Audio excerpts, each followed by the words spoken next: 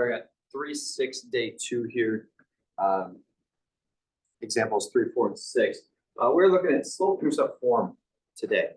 That's y equals mx plus b. We've talked about y equals mx plus b before. You've seen it before. That's how we know if something is linear or not. But that is called slope-intercept form. The reason why it's called slope-intercept form is because it's got two numbers associated with it, right? The m and the b are going to be numbers. So this could look something like this. Y is equal to 1/2 x plus 7, right? That would be a y equals mx plus b equation in slope-intercept form. The m always stands for slope. Okay? M is always slope. So that means in this equation, that 1/2, that is our slope. Okay? And we talked about slope in part 1, but that's our slope of the equation. The other part of it, it's called slope-intercept form. We've got slope and an intercept, and this is the y-intercept. Okay? This is the y-intercept. We know it's the y-intercept because we could use cover-up method on it. Remember cover-up method? If we want the y-intercept, we cover up the x term. So if we cover up that x term, we're just left with y is equal to 7. That's the intercept right there. Okay? For it to be in y equals mx plus b form, the y has to be by itself. There can't be a number or a negative associated with it. It's got to be just a positive y over on that left side. Okay? So y equals mx plus b. So we could see other versions of that, right? We could see y is equal to -2/3 x plus 10. We got our y-intercept of 10, our slope of -2/3. Great. We could see y is equal to 3x. This is y equals mx plus b. The slope is 3 or 3/1. Remember, if there's a whole number there, we could think of that as over 1. So that's 3/1. Our y-intercept here, it's not that there isn't a y-intercept, it's that it's 0. It's just there. It's not changing anything, right? We could write a +0, but we're not going to because it doesn't change anything. So we just know if there's no plus or minus anything at the end, our y-intercept is 0. Okay. Let's say that we had y is equal to x plus 2, or let's say -2. So we haven't had any negatives here. So our y-intercept is a -2 now. When you have minus, it's a -2.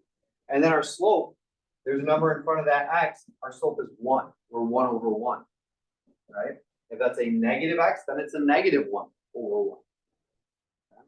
Good. Now, it's not always going to give us the equation in slope-intercept form right away.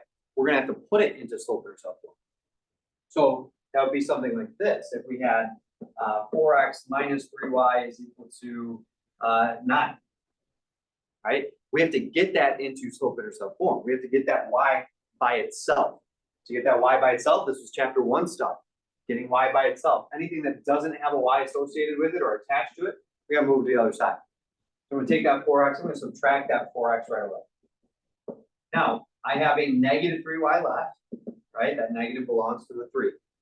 Now, when I write that right side, I'm not going to put 9 minus 4x. That's what we did in chapter 1, right? We did 9 minus 4x over there, then we divided. Instead, I'm going to put that as -4x plus 9. Okay, slightly different here. The reason why I'm going to put that -4x first instead of after the 9 is because I want it to look like slope-intercept form eventually. I want it to be an mx plus b form. I want that x term to come first on that right side of the equation. Okay, so I've got -4x plus 9. I got to get rid of that -3 still. I'm going to divide by the -3. Back in chapter 1, we would just put a big fraction mark, -3 underneath, we call it good. Yeah, that's our answer. We have to simplify now. Okay, we need to simplify. So if I'm going to divide by -3, I need to divide everything by -3. And it might help to actually write it out as everything divided by -3. When I do that, that cancels. I'm left with -4 over -3. Well, a negative divided by negative is a positive. So really, I can change that to a positive 4/3 x. And then 9 divided by -3 is -3. So here now is my y equals mx plus b equation. Okay, I moved it over, right? I subtracted the 4x. I put that in front of the 9 because I want mx plus b. I divided everything by that -3 to get here. Remember, fraction for your slope. Okay, leave that as a fraction there because that's going to help us with the next thing we're looking at. So that's y equals mx plus b. Okay, slope-intercept form. We got to get it into that form so we can point out the slope and the intercept. Okay, next thing we're gonna do is graph. Okay, we're gonna look at a better way of graphing something like this, that 4/3 x minus 3. We're gonna have a better way of doing that, of graphing. So if I look at a graph, okay, I've got a graph right here for us. Before today, right, if we were to ask you to graph that previously, then what we would do is we would make that XY chart, plug in the -2, -1, 0, 1, and 2. I'm going to get a lot of weird fractions, right? I plug in a -2 here. I got -2 times 4/3 is -8/3 minus 3. I'm looking at -17/3. I'm not going to be able to graph -17/3, especially on big ideas, right? Instead, what we're going to do is remember that in a line, in a linear function, linear equation, I only need 2 points to create a line. I need 2 points, right? Just by looking at this equation, we should have 1 point already. That 1 point that we already have, that's our y-intercept, okay? We have that y-intercept every time right there. That's a starting point. So we're going to start with that y-intercept, okay? That's our y-intercept there. Step 1, graph the y-intercept. Because it's right there for you. That's a starting point. We're going to graph that y-intercept. Second step is we're going to use the slope. Okay, so step 2 says from that point, very important, from that point, okay, from the y-intercept, use the slope. And that's going to be rise over run. Because remember, that slope tells us that on that line, I should be able to go up 4 and over 3 and find another point. And it's constant, right? So it's anywhere along that line, I should be able to go up 4 over 3, find another point. So from here, from that y-intercept, important to start from the intercept, not the origin, not 0, 0, but from that intercept, I'm going up 4, up 1, 2, 3, 4, over 1, 2, 3. There's my second point. Okay, and remember, we only need 2 points to create a line. So I got my intercept, I got my slope. Using my slope to find that second point, I connect them with some arrows. There's my graph of the 4/3 x minus 3. Okay, so we've got that. Let's think of another one. Let's go y is equal to -2x plus 5. If I have y is equal to negative, you can't see that because it's right in the glare. Let's try that again. Y is equal to -2x plus 5. Okay, y is equal to -2x plus 5. We're going to start with that intercept of 5. Great. I got a slope of -2. Remember, we already said it in this lesson. We can think of that as over 1. So that's a rise of -2 and a run of 1. So that's from this point down 1, 2, over 1. There's my new point. And there's my graph. Okay. Only other thing to point out here in terms of graphing is, let's say that we're on big ideas. Okay. Let's say we're on big ideas. Our graph only goes in 5 in every direction. We cannot expand it. We cannot extend our graph at all. And we are given this equation to graph. Maybe we solved for the equation and this is what we came up with, whatever the case is. All right, but let's say we have -2/3 x minus 4. Okay, so I graph my -4. Then I know I have to go down 2 over 3. Well, I can't go down 2 because my graph ends right here. Okay, I can't go down 2. I can go down 1, can't go down 2. So what we have to do is we have to go the other way, right? Remember, -2 over 3 is the same thing as saying 2 over -3. Those are the same thing. So instead of going down 2 over 3, I'm going to think of it like this. I'm going to go up 2 and backward 3.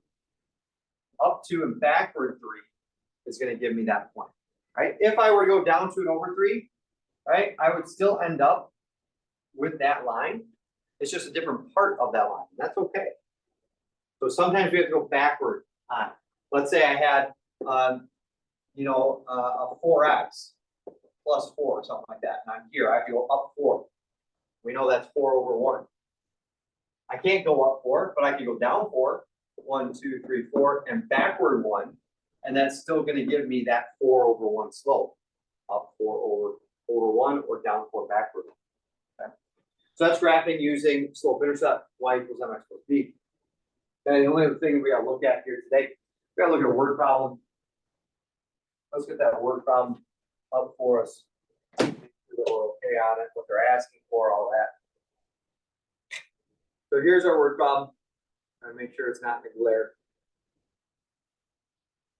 So we see here, submersible exploring the ocean floor begins to ascend to the surface, gives us an equation where h of t is the elevation in feet, and t is the number of minutes from the time it begins to ascend. Great. Asks us to graph the function, find its domain and range, and then interpret some stuff. Very most important thing, the number one most important thing in any word problem is any equation that they give us. So they give us that equation that is in y equals mx plus b form. They didn't use y or x, they used h and t. That's fine. Y equals mx plus b. So we can graph that. If we go to graph that, our y-intercept's at negative 13,000, right? Negative 13,000. And then I've got a slope of 650. So that would be from this point up 650 over 1. It's going to look something like this, right? But let's think about it, okay? First of all, a couple things. What is this negative 13,000 representing here? That's this interpret part. What's this negative 13,000 representing? That's representing number of feet, right? Because it's our y value, it's our up or down value. Number of feet, the elevation of the submersible. So it's negative 13,000. That's 13,000 feet under the surface of the water. 13,000 feet under the surface, right? That's 650. If we think about that as 650 over 1, and we think about our labels, okay, rise over run, I'm going up 650. Well, we said our up and down is our number of feet.